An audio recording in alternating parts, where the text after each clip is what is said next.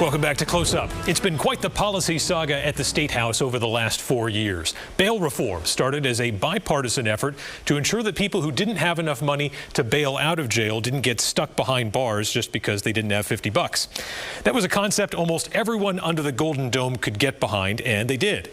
But almost immediately after the law took effect, police and members of the public began pointing to cases that raised eyebrows.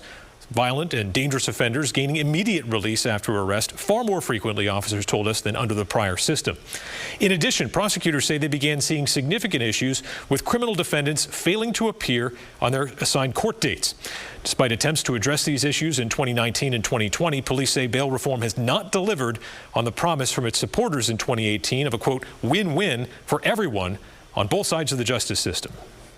Several defendants who commit serious felony crimes are being let out without seeing a judge. It's made public safety worse.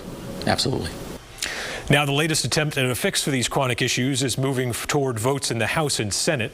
Last week, a committee of conference agreed to merge two bills aimed at dealing with the violent offender issues and the repeat offender issues together. Basically, for certain violent and dangerous offenses, a criminal defendant would not see a bail commissioner. Police say some of those commissioners have been responsible for the most questionable releases under bail reform, but nor would those offenders be automatically detained. That will ensure that those who are the greatest threat at least have the opportunity to go before a judge.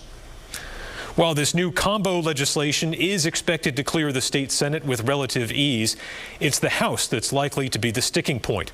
In the House, Liberty Republicans and Progressive Democrats have formed an alliance to block most sweeping changes to bail reform.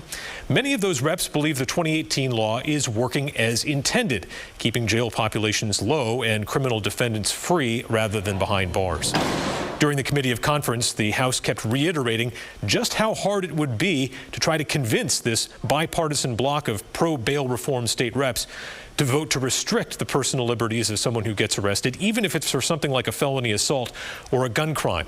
And there are many of those reps, Democrat and Republican, who are convinced that law enforcement doesn't actually understand how to apply the existing bail reform law. It's the police not doing their job and the county attorney not doing their job is why these people are getting out. They can hold these people currently under current law. That is another reason I'm against this. They can hold these people. They elect not to.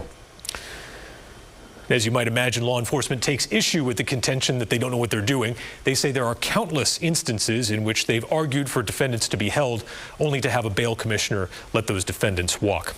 Now, one interesting development in this debate in the last week, the proponents of bail reform kept their distance from this committee of conference. There were at least two occasions when House and Senate members looked ready to walk away from the table due to significant disagreements over how to proceed. Had a single lawyer or advocate in favor of bail reform been in the room, it's possible they might have sent things over the edge, and the result would have been this debate getting punted to 2023. Now, even with the long odds in the House, a floor vote likely awaits on Thursday.